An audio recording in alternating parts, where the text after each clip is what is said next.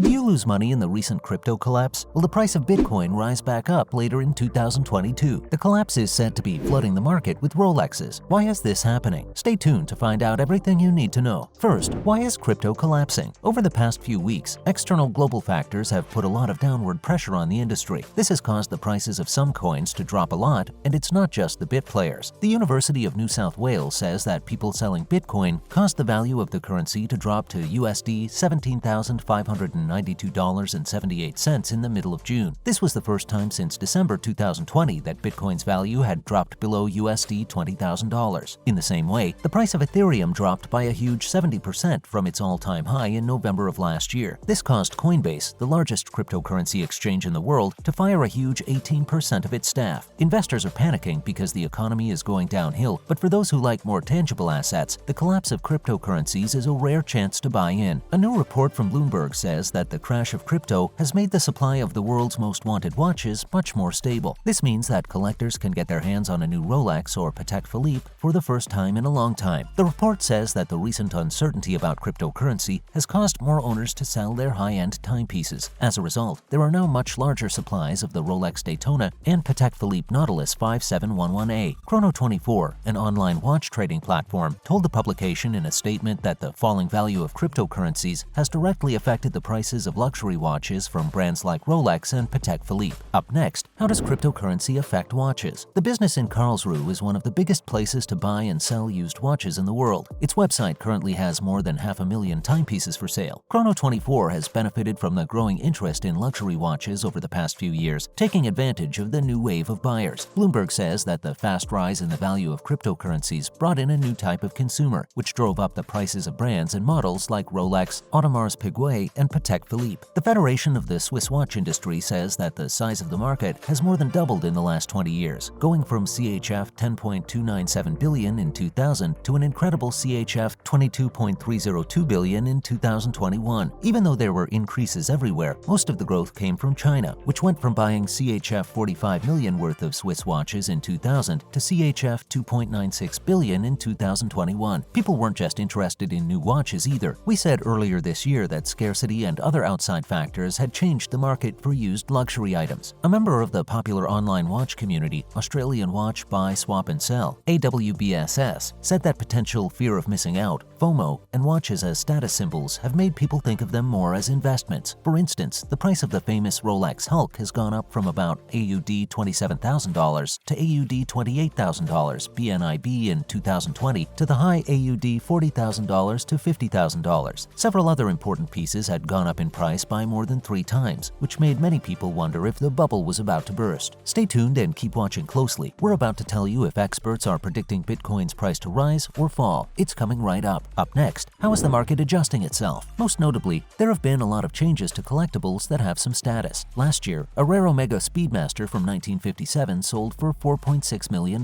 which broke records. At the same time, an amazing Philippe Dufour piece sold for $10 million, which made it the most expensive independent watch ever sold. Taking a quick look at Chrono24 though, it's clear that the number of models that used to be hard to get has grown. Despite the records being made, some Rolex Submariners are selling for as little as $10,000, which is a big change from last year when scarcity caused prices to go up. This could mean that the market is finally adjusting itself. The latest news may be bad for crypto fans, but it's getting better for watch fans. The price of luxury watches would go down if there were more of them on the market. This would also make it easier to get your hands on that grail piece. On a separate note, crypto's price has dropped a lot since the start of the year. So far this week, the price of Bitcoin has been between $22,000 and $25,000. Even though Bitcoin had a slow start to the year, it started 2022 on a relatively high note, with a strong November and early December that was followed by a recent downward trend. Bitcoin started 2021 in the $30,000 range and went up throughout the year. On November 10th, it went over $68,000, which is now its all-time high. So, will Bitcoin's price rise again? Even though Bitcoin's price has dropped a lot from its most recent all-time high, many experts still think it will rise above $100,000 at some point. They say it's a matter of when, not if. Shortly after Bitcoin's new all-time high in November, Ethereum's price went over $4,850, which was also a new all-time high. After the last high, Ethereum has been just as unstable. In April of 2021, Bitcoin hit its first high point of the year when it went over $60,000. The price changes since then show how volatile the cryptocurrency is at a time when more and more people want to get in on the action. Between its low point in July, when it fell fell below $30,000, and its most recent high point in November, it went up and down a lot. The future of cryptocurrency is likely to have a lot more volatility, which is normal according to experts. According to many experts on investing and financial advisors, this is one reason why they say you shouldn't put a lot of your money into this asset class. They work with clients to make sure that volatile crypto investments don't get in the way of other financial goals, like saving for an emergency fund or paying off high-interest debt. Nate Nieri, a CFP at Modern Money Management in San Diego, California, says, "You have a high chance of losing it all, but a small chance of winning a lot. So don't bet so much that if you lose it all, you would hurt your family or keep you from reaching your goals," he says. Keep watching closely to find out how you can know for yourself if you have too much of your portfolio riding on crypto. Up next, how is this crash different from others, or even from normal drops in the stock market, and what does it mean for investors? People who invest in crypto for the long term with a buy and hold strategy should expect price swings. Humphrey Yang, who runs the personal finance blog Humphrey Talks, says that you shouldn't worry too much about big dips. During volatile market dips, he doesn't even look at his investments. "I've also been through the 2017 cycle," Yang says, referring to the crypto crash of 2017, in which Bitcoin and other major cryptocurrencies lost a lot of value. "I know that these things are very unstable. On some days, they can drop by as much as 80%. Experts say that you shouldn't have more than 5% of your portfolio in cryptocurrency." Bill Noble, the chief technical analyst at Token Metrics, an analytics platform for cryptocurrencies, says that if you've done that, you shouldn't worry about the swings because they'll keep happening. "Volatility has been around since the hills were made," Noble says. "You just have to deal with it." Lastly, how do you know if you have too much riding on crypto? Yang says to use the same strategy that works for all long-term investments. Set it and forget it. This works as long as your crypto investments don't get in the way of your other financial goals and you only put in what you're willing to lose. He's also said that if this kind of big drop bothers you, you may have too much riding on your crypto investments. You shouldn't invest more than you're willing to lose. But even if the drop is making you rethink your crypto allocations, the same advice still stands. Don't act hastily or change your strategy too quickly. Think about what you might be more comfortable doing in the future, like putting less money into crypto in the future or buying crypto-related stocks and blockchain funds instead of buying crypto directly, though you should still expect volatility when crypto markets fluctuate. Don't ask about it. The best thing you can do is that. If you let your feelings get in the way too much, you might sell at the wrong time or make the wrong choice, says Yang. Thanks for watching. We hope to see you soon on a brand new video. Don't forget to subscribe to our channel to see all of our latest videos.